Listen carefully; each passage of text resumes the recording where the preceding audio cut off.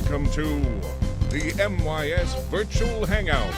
Here's your host, MYS Music Director, Raul Gomez. Good afternoon and welcome to Hangout number 55. Our guest today is Nicolas Žekulin. He is the Chief Executive and Artistic Director of the National Youth Orchestras of Scotland, and he is joining us all the way from Glasgow. Nick, welcome to the MYS Hangout. Raul, thank you so much, man. This is such a thrill for me. I'm honored to be here.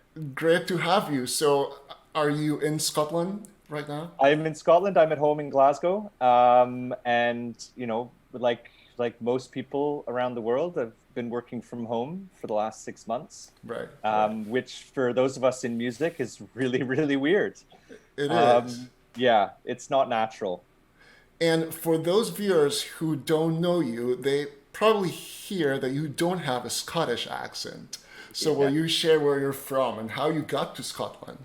Yeah, sure. So I am originally from Canada, so not that far from Portland, and grew up in Calgary, just outside the mountains. And my family are still there. My mom, dad, and sister and brother-in-law are there. My other sister's out in Vancouver, so even closer to Portland. Yes. Anyway, so went to Toronto to study for my postgrad, and while I was there, I met the lovely lady who's now my wife, and we sort of, had that choice to make at that key juncture of where to base ourselves. So we decided to come back here, and it's worked out beautifully. And so amazingly, it actually terrifies me to say this, I've been here 21 years. We've been married 20 years. Where that time's gone, I have no idea. It's been a good one, though. It's been a good 20. And so I take it she's from Scotland. Your wife is Scottish? She's she's from Scotland. She's actually, she's a musician as well. She's an opera singer. Yeah. One of the reasons we ended up basing ourselves in Glasgow is it's quality of life. We love living in Scotland. It's a great place to have a family, but it's also pretty convenient. So my wife travels a lot, so getting around the world from here is pretty straightforward. Sure. We're about a 20-minute drive from the airport, so it helps to make life a little more manageable, I suppose. Yeah. And you're also a singer. Did you guys meet because you were both studying singing at the same place in Toronto? Don't tell anybody, but yes, I trained as a singer. Oh, that's a secret. It's my little in the orchestral world. I don't like to brag about it. No, I trained as a singer, and so yeah, that's how we met. And she came and did an exchange program she was studying at what's now the Royal Conservatoire of Scotland. They used to have an exchange with the University of Toronto. So she came over and we met, and we were in all the same classes, and it was a genuine whirlwind romance. It was really quite something. It was a real journey for us, and our friends, still 21 years later talk about enjoying watching the sort of the romance flourish. And it was we had a wonderful time. It was an idyllic time. And 21 years later, years later, and one crazy 12-year-old boy, and we're 6 months of lockdown, and we're happier than we were at the start of it, which I think is good going, because this is a challenging time for everybody. It is. I think for us, I don't know, a lot of musicians I've spoken to have found that actually, because we don't get to see each other all the time, this is a change from our normal. Having all this time together is a joy. Yeah, but with your wife traveling so much, this must have been a really sudden, radical shift. Yeah, it's you'll know this in your own musical life and from speaking to other musicians, is just there's pre-COVID and post-COVID, and just everything, the calendar is just empty. Mm-hmm. She had a contract at Glyndebourne Opera, which is an opera festival in the south of England. That was going to be 3 months of work, and about 3 weeks before that, they just got in touch and said, we're obviously going to have to cancel. We were due, actually, this coming week is the October schools holiday week here in Glasgow. And we were due to be she was due to be performing with the Philadelphia Orchestra and Yannick Nézet-Séguin in Philadelphia, and then in Carnegie Hall. And my son and I were going to go out for the week and hang out with her in New York. you know, it's things like that. That just everything's just gone. Everything's just. So it's a crazy time. And your current position, you are the Chief Executive and Artistic Director of the National Youth Orchestras of Scotland. Yeah. And since 2017, if I remember correctly. So will you tell us about your organization? Yeah, sure. NYS is a genuinely amazing organization. And I think it's one of the things that when we started sort of chatting, we have in common in that we have, you know, pathways, we work across different genres. What we have different from yourselves is obviously we're not a civic-based organization, we're national. So we get together a number of our ensembles, residential courses in Easter and in summer, touring for the elite ensembles. So basically, in a nutshell, 40 years old, the organization turned last year. We offer pathways in classical orchestral training and in jazz. Kids from the age of 8 up to 25. What else? I could go on about it.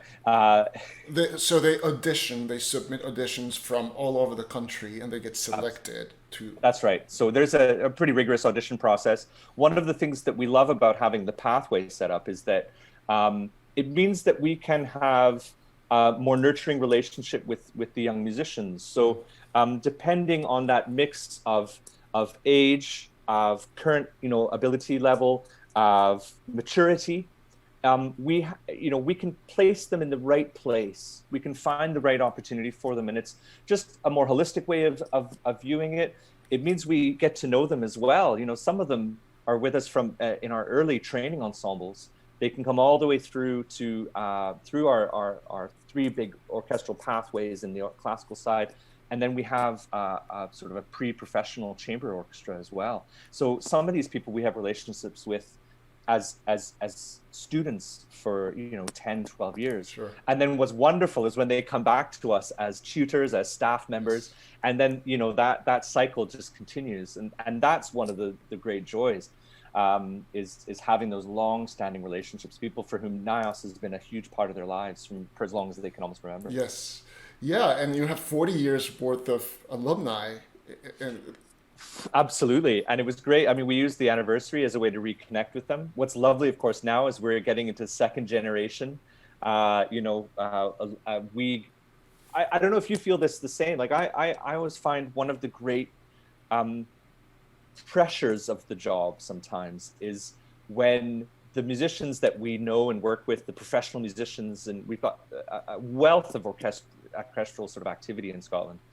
And when those players that are friends and colleagues and that we know, and then they pass over their children to us to look after, they entrust their young people, their own kids' education with us. Yeah. I enjoy that pressure, but I'm acutely aware of it every time because I almost listen to their feedback more than I should do, because I want to make sure if their kids come home and say, I had a brilliant time, then it's a sigh of relief. We must have done a good job for them. Right. I mean, but I get that because they have a vantage point not only of parents, but also of musicians and having gone through the program. And exactly. Yeah. They know it better than anybody. And fortunately, touch wood, they all respond really well and they love being involved. And, you know, we have a number of former members on our board so they bring a special insight as well into it. And you know, Scotland's a small country. We're a nation within a nation.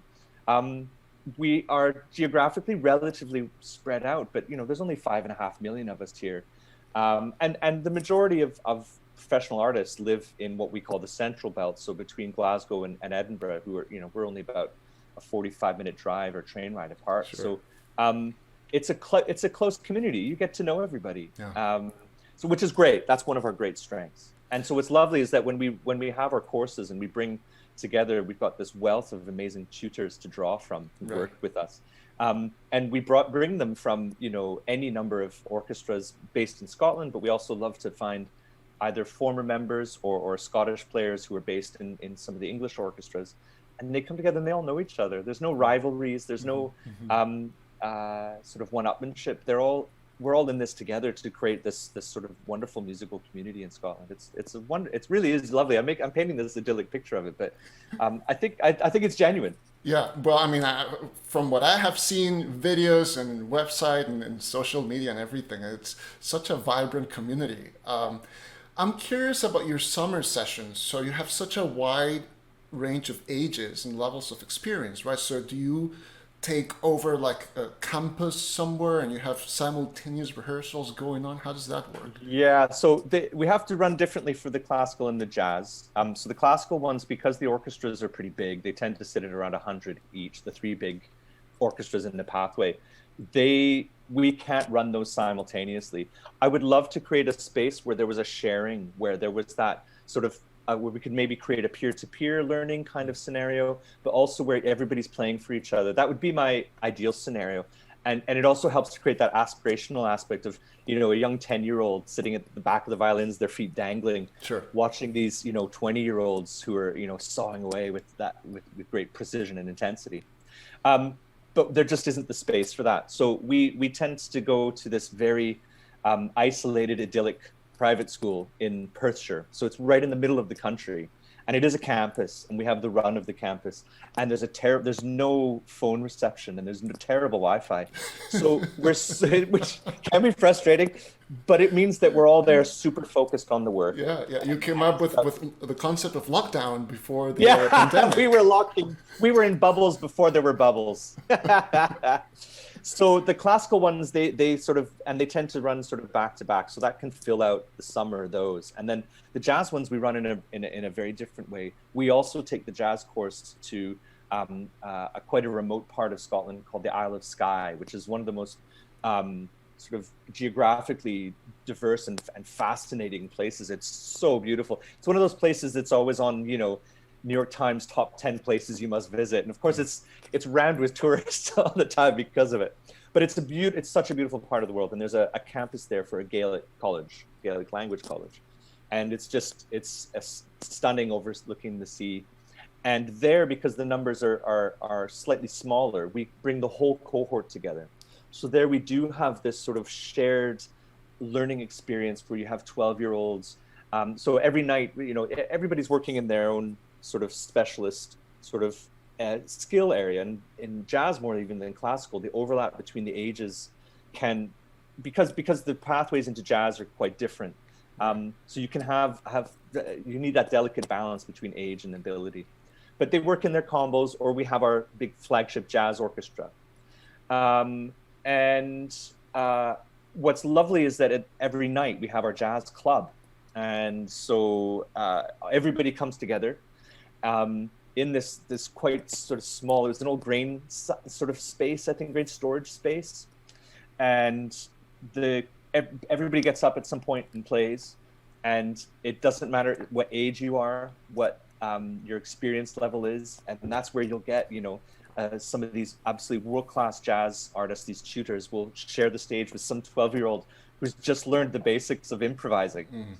And it is the most sort of open-minded and welcoming environment, and it creates a real safe space for people to experiment, to experience improvisation, and to learn. And again, that sort of that pull through that you get from that aspirational thing of, those 12-year-olds sitting in the front looking up at the older ones, and again, because it's quite isolated and it's just focused on the work. And so we have those. So those are the two different models we have. Yeah. So between those and some of our other projects, we get a 6-week summer holiday in Scotland, and we fill that with activities all over the country, plus touring and all sorts of stuff. Because we are school year based and we have weekly rehearsals, right? I mean, we do have students that come from many different counties, in the Portland metro area. But we basically take over a middle school on Saturdays. We have a morning shift of rehearsals and an afternoon shift of rehearsals. So we do get that you're describing. We get the younger kids from our interlude orchestra, which is our entry-level full orchestra, and they have their rehearsal break, and sometimes they come over to the top orchestra, which I conduct, and they just kind of stand around and sit there, and they're just marveled, right? Yeah. But I do wish we had some of this kind of intensive experience that you guys have in this format, right? A full immersion. It is very special. I mean, it's funny because sometimes the grass is always greener, because there's many moments where I sometimes wish we could meet regularly, because I think there's opportunities throughout the year that we could take advantage of that we can't, because we can only assemble in those moments. So sometimes the grass is always greener. But I do love that specialness, that special feeling you get of the intensity and the focus. And, you know, it's that thing, I think all musicians would sort of say this, that these are the moments you often make your friends for life, don't you? Yes. When you're in those youth ensembles, this is that you find your tribe, and you know, often in schools, one can't, you can be isolated as a music sort of lover. Often you'll be alone, you'll be sort of doing your own thing. And so often these kinds of experiences are where you find your tribe. You're like, I'm not alone, I'm not the only one. Yeah. Not everybody's like that, but I think often these courses are so valid from that point of view. Just helping young people feel like they have somewhere safe to go, where they can explore their passions like that. Without a doubt. Some of my best friends for life I've met in summer festival orchestras. Absolutely. Or summer academies. So Nick, you sent me a couple of videos that I'm excited to share with our viewers. And Great. The first one is a collaboration between you guys and another orchestra, and it's a commission, and I'm very excited to show this video. So would you mind introducing it? Yeah, do you want me to give a bit of background to the project? Or sure, yes, please. Would that be okay? Do we have time for that? Absolutely. It's something that we're really proud of.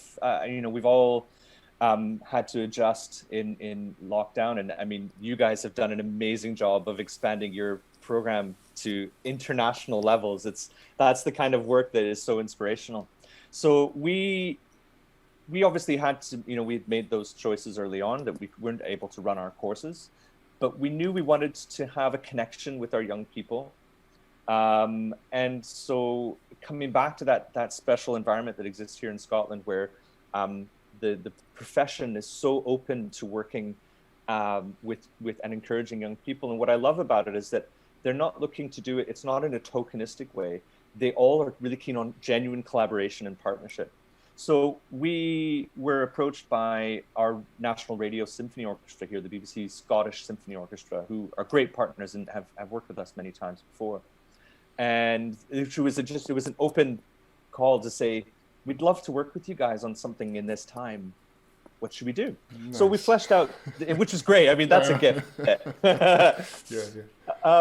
And so we had a conversation about various projects we could do, and we ended up with a model where we knew we did something this was an occasion where we had all of our young classical musicians from, you know, absolute beginners through to the most senior sort of players at postgrad level.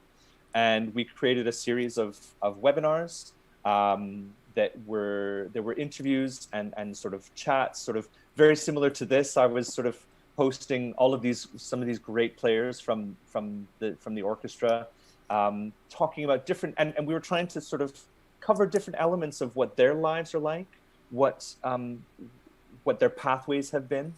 But also we used their expertise as an orchestra. They've been very busy during lockdown creating content. And so they were really useful in giving guidance to our young players about how to record yourself, you know, how to get the best product of yourself just using your phone, you know, and they all sound simple tips when you learn them, but when you put them all together, it creates a safe kind of sense of, I have confidence in recording myself. So, and we knew we wanted to do some sectionals and break things down. So we had sectionals that were geared towards specific ages, and we wanted it to be focused around ensemble work, because that's the thing they would most be missing out on. Sure. So focused on audition prep, audition repertoire, excerpts. And then the final piece of the puzzle, which is what I'm getting there, is we knew we wanted to have some sort of performance outcome. I think it was important to have a goal. But equally, I think one of the things we were keen to avoid was, not that I'm disparaging them at all, but, you know, those wonderful sort of 15, 20-minute long videos of great classical repertoire that doesn't quite translate in Zoom with the best will in the world. So we thought, well, what we need is something fit for the moment that we're in. So I happen to know quite well a wonderful pop artist called C. Duncan, who he's done 3 albums. His first album was nominated for a Mercury Prize, which is like one of the big sort of non-mainstream prizes here. So it's the kind of thing that can really make your career. So he's been flying, internationally with his pop career. But I knew him when he was studying composition. Nice. So I knew he had the chops, and I knew he could write orchestrally. His mom and dad are both orchestral players. So I knew he would have the ability, and the BBC were keen to work with him as well. So we commissioned him to write just a short little sort of 3-minute orchestral piece. And he brought to it he's innately a positive sort of open person. And I think he brought that to bear in the piece. So this is the Dance from a Distance is the title, and it's clearly written for this moment. This idea of it's a dance, sort of has the dance feel to it, but we're not together doing it. So we're trying to create that dance from a distance. Yes. I'm excited to share this with everybody. I'm excited for everybody to see it. It's a great piece. We're so happy with it. Here it is. Let's check it out.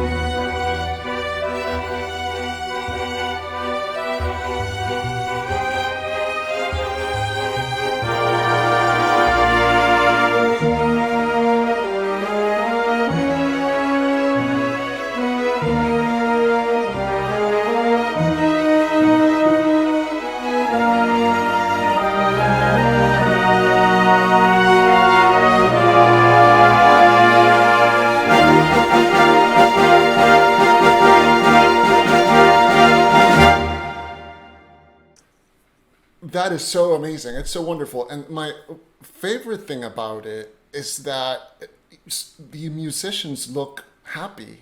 It's a joyful piece. Yeah. I think I'm so glad that came across, because this had, again, it goes without saying, this has been a challenging time, but we worked so hard to make sure that the process of putting this together was a happy one, a joyous one. All of our webinar sessions were full of laughter. We wanted to make sure they were super interactive. So we used all the tools that Zoom has to create polls and questionnaires, and and so that was all happy. And then when you add into it that fun sort of, it is a fun piece that Chris has written. It's got a poppy feel to it, but it's well constructed as an orchestral work. And I think they had fun doing it. Yeah. So I'm glad that comes across. It absolutely does. I also love that you know, the video itself and the editing of the video also shares or partakes in that joy. I'd love to see like somebody's dog and like, just fun, like maybe siblings playing the trombone together, and one of them you can tell he's laughing. Is it a trombone player? Oh, see, well, I wouldn't know that, but I thought, you know, this is exactly what we should be doing with this. You know, we should be taking advantage of this format and then use it to create something that brings joy to people, which is we need a lot of that right now around the world. And I agree that you've nailed it on the head. That right from the start, the thinking was we can actually take advantage of this moment. It's a challenging moment, but there are opportunities. There are always opportunities from disaster, and the opportunity here is that everyone is comfortable now working in like this, and so that medium, using the medium, and using it in an appropriate way was one of the things that, you know, one of the tasks we set Chris when he wrote it. And I feel like he embraced that and captured it, and I'm really happy with it. Yeah, very nice.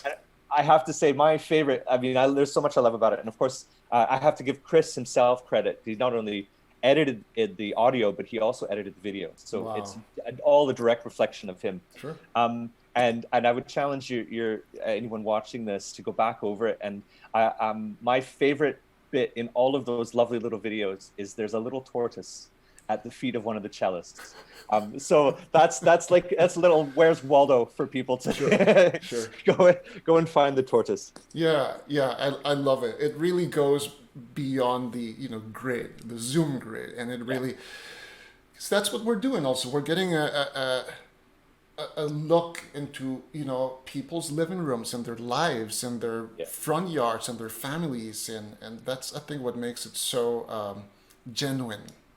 And we have a bunch of videos that we're about to make here at MYS. We have 2 virtual concerts in the fall. Well, one in November, one in December, a holiday spectacular, and then more in the spring.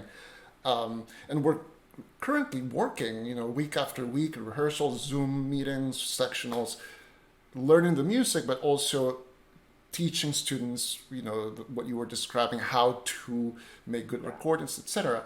And the video editing that we're going to have to do, you should know that you've inspired me, and I hope our team of video editors to have that same sense of just joy and this kind of generosity of through our little video grids to convey that joy. That fun. Yeah, and I mean, I think that I'm excited by that. And I think, what you said there, I think is so important, because I think we're all learning from each other. Yeah. I think we had, I'll be honest, we had a slight advantage in that our projects happened a couple months into lockdown. So we saw a lot of what people were doing earlier in the year, and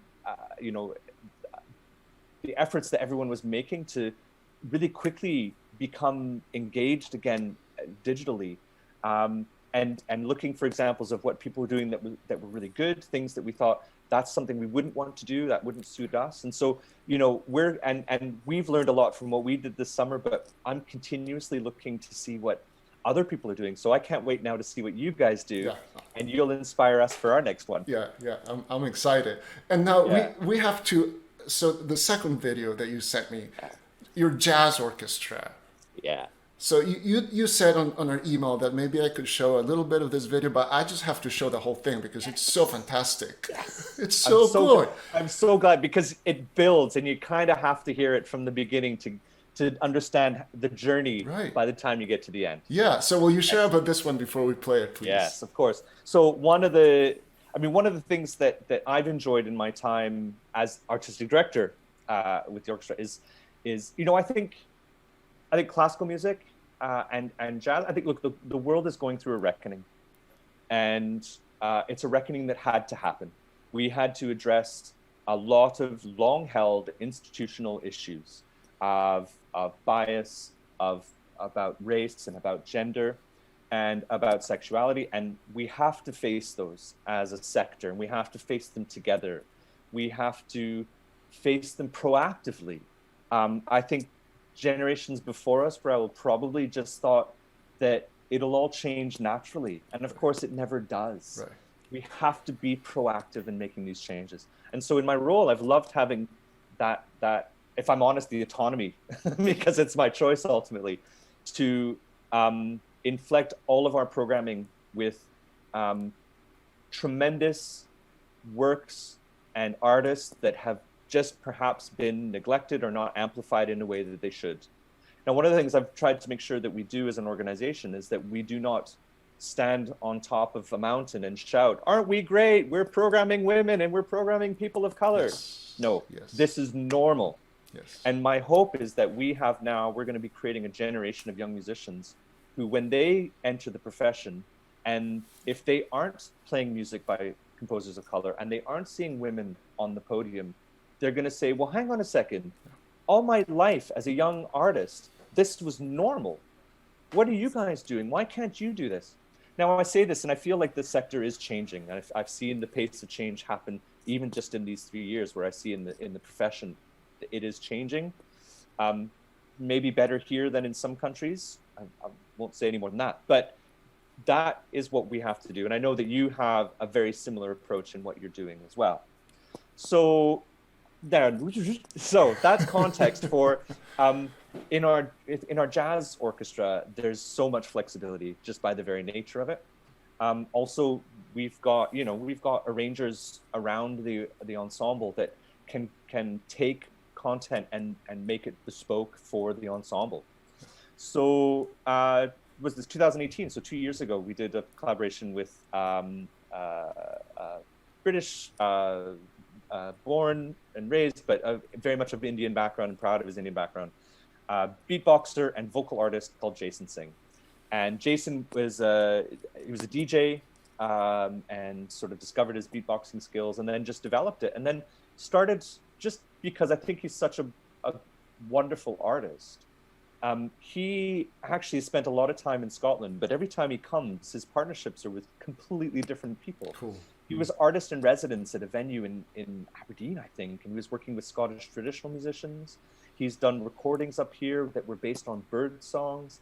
But he came and worked with us in this jazz context. And it was such a rush every gig was just a huge rush. And he brought something really special. But this track is just, I just love the build.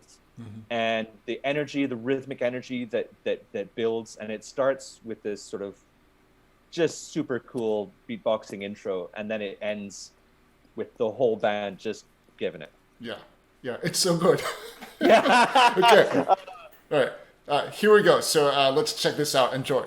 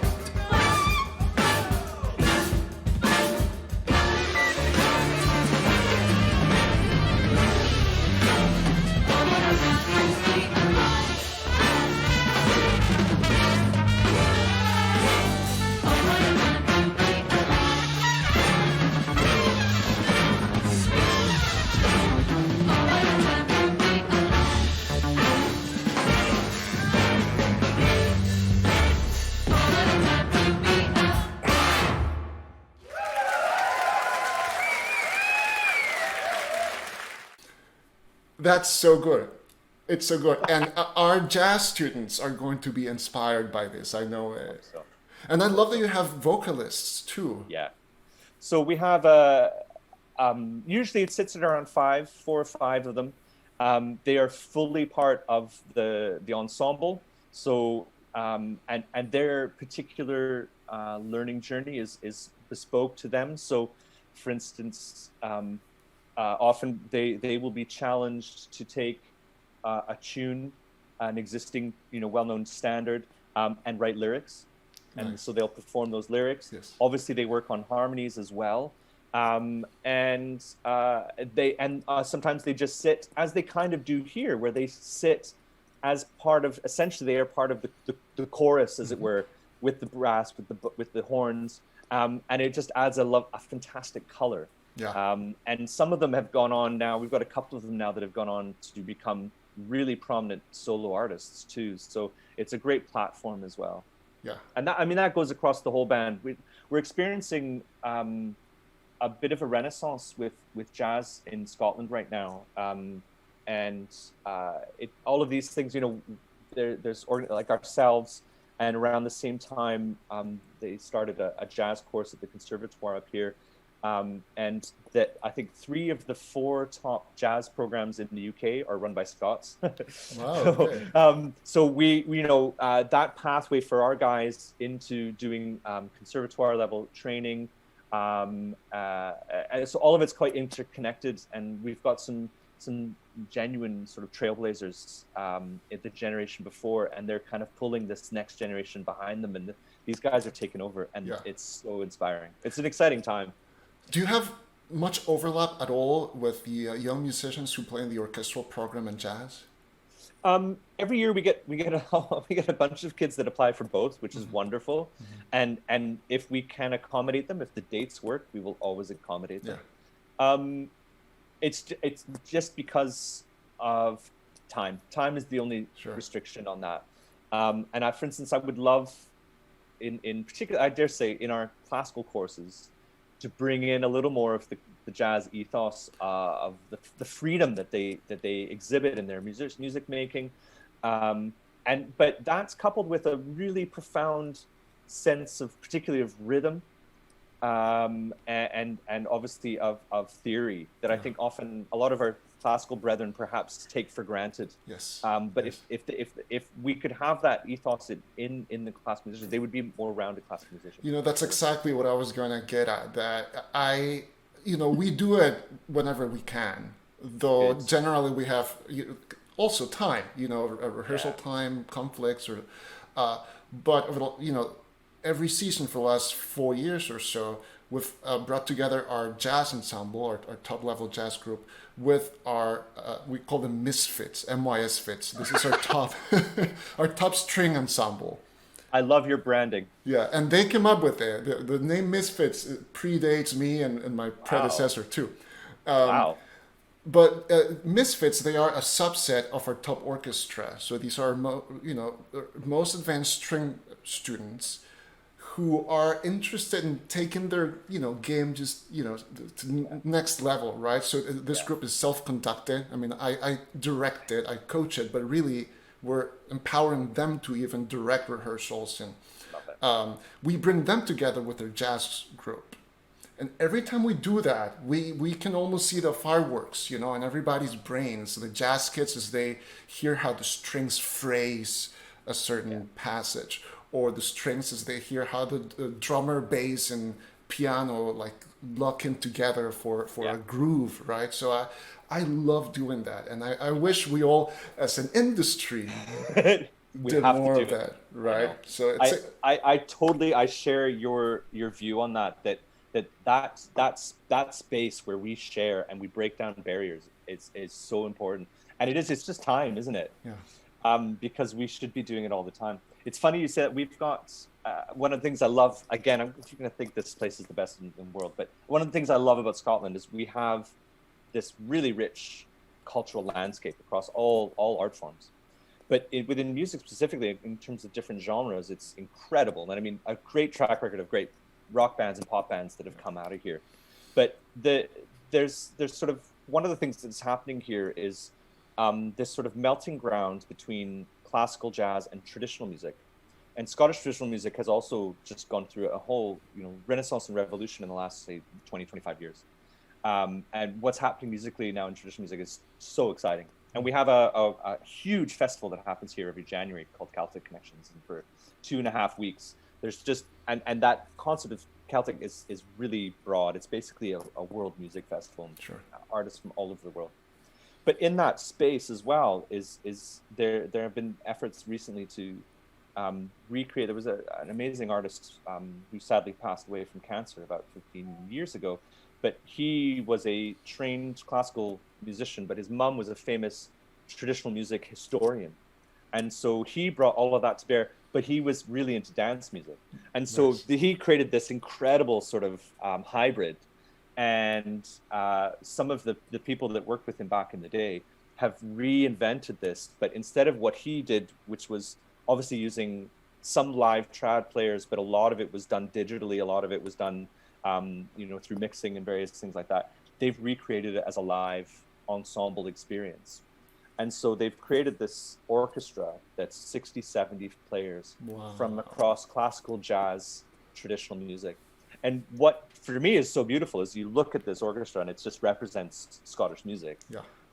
But I look at that, and this is what I want so much for young people, is I see musicians that I think, oh, I know them from X genre, but I know that they also play with so-and-so in Y genre.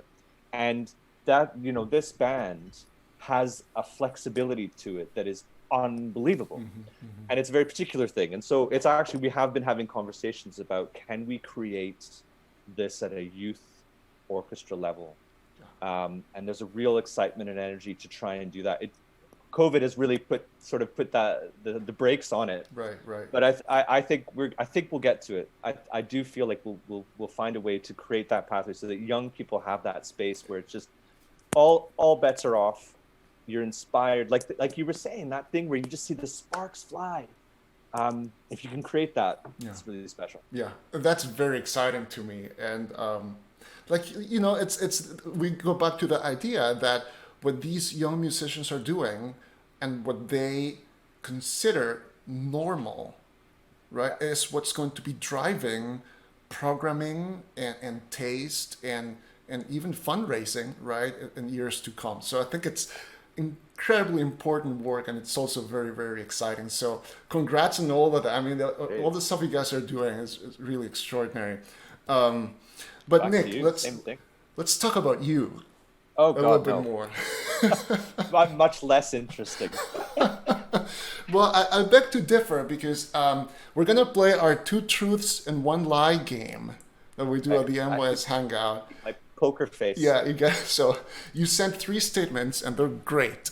And I'm going to change screens. So we see them up on the screen right now. Okay. And I'm going to go ahead and read them out loud, and then I'll guess. All right. And I'm so excited to hear your guess. This is Hangout number 55, by the way. So I've gotten some practice in, but I only get it right about, I think, 1/3 of the time. So, but here we go. That sounds about right. Statement A: Nick used to sing in a doo-wop a cappella group called the Heebie Jeebies, whose name came from a Calvin and Hobbes cartoon. Statement B: Nick is a close personal friend of country singer and famous Portland resident K.D. Lange, and knew her from their time growing up together in Alberta. And C, maybe my favorite, Nick hosted a jazz radio program called Cereal Focus, and once a week they would review a different breakfast cereal with marks given for taste, initial crunch, and sustained crunch.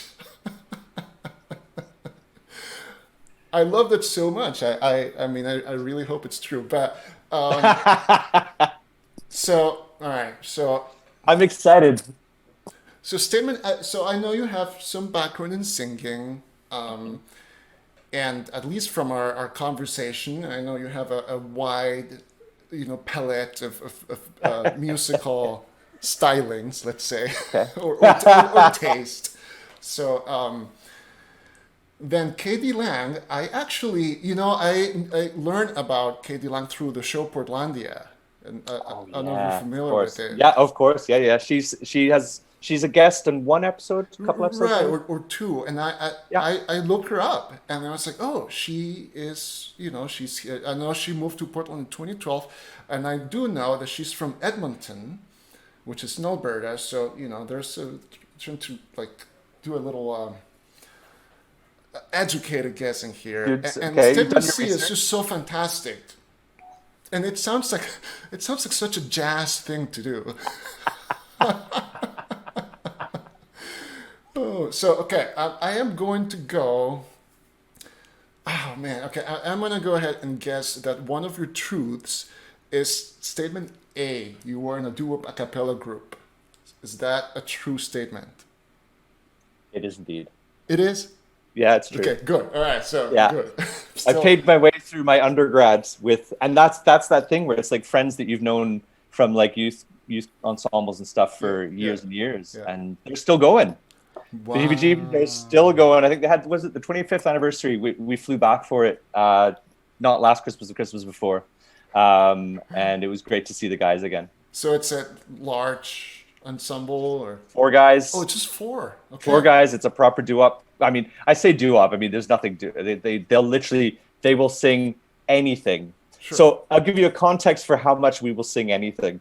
We sing lots of doo-wop classics and Lion Sleeps Tonight and all that stuff. But they've since I've left in particular, they've created loads of original content and stuff. Check them out, heebie-jeebies. Wow, we gotta look that up. They're so good. They're such great musicians. 4 guys. So one graduates and one comes in. There's a constant... Well, I have to say, I think I'm the last person to actually leave the group. Oh, okay.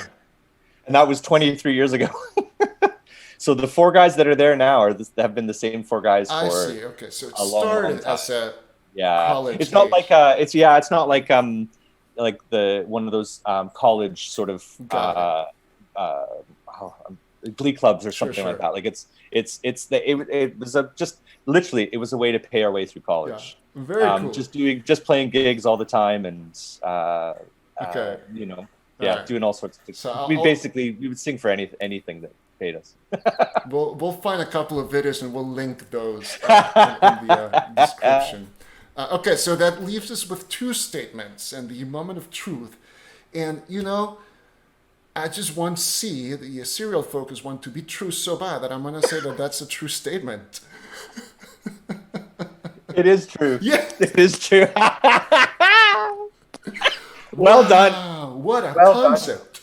Yeah, it was great. So this was when I was at university, and the university radio station used to play jazz from 6 to 9 in the morning, 6 a.m., which is the most unjazz thing. But what I always found hilarious about this is that the reason they put anybody who wanted to do a jazz show on at 6 o'clock is that, it was in a college independent radio station. So everybody, I mean, in those days, it was like, everybody was like an REM knockoff. So everybody just wants to play alternative rock and various things like that. So a lot of kids would wait like a year, 2 years before they would get a radio show.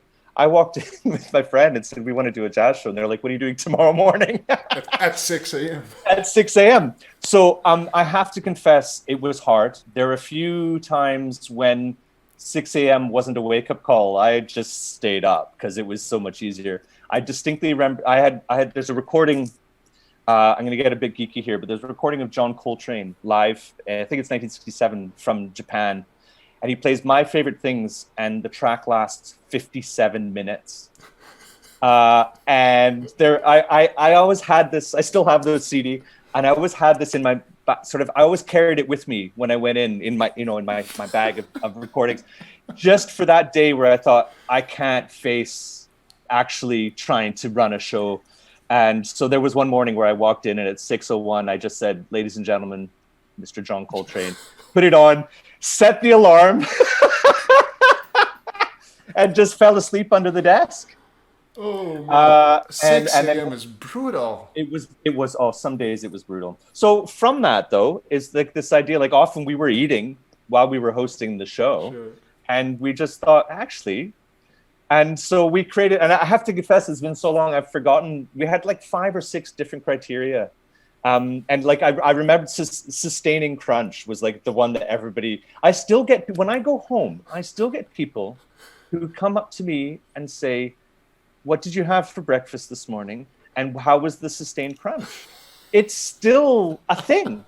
We had a guy who used to record it. This is back in the 90s, mine. So he used to record it on a cassette and send it to his family in California. Like I'm not saying we were like some huge viral sensation, but it was way more popular than it should have been. Wow. So that's a true story. But I wish the Katie Lang one was true because I just adore her. I think she's an amazing musician. Yeah.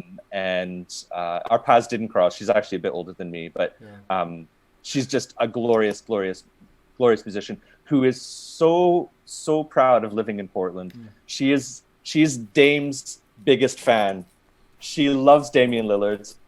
She's a huge Blazers fan, and so there you go. Well, I wish it was true. Had that been a true story, I was going to ask you to get her on this show. Yeah. But maybe we should just reach out. So. Hey, I bet she'd be up for it. Yeah, well, I'll just say somebody who said they knew you from Edmonton was on the show.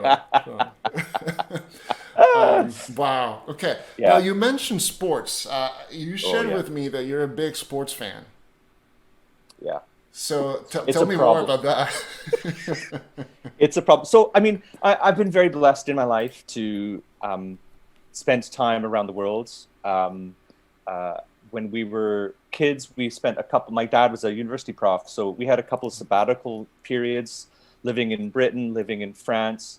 I did a gap year in Australia, had, traveled to Japan a few times, and then obviously growing up in North America. And I was always big into sports. Like I just loved it, playing it, participating, but watching as well.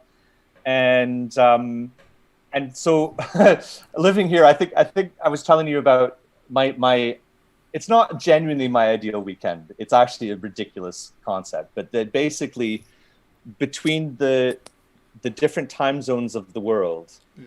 So basically waking up and starting with Aussie rules football and ending my day with, either a late tip-off West Coast basketball game, or sometimes there's like a late MMA fight or a boxing match from Vegas.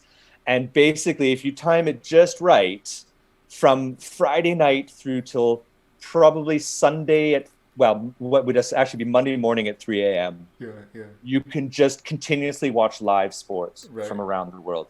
And I am so tempted to try it sometime, but I have responsibilities in my life, and I can't afford to be that selfish. But I imagine like getting my leg broken someday, and I just can't do anything, and I'm bedridden, and I would just go for it. Red Bull and sports.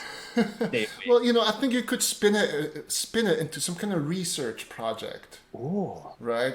You're good. Somehow make it about music. Okay.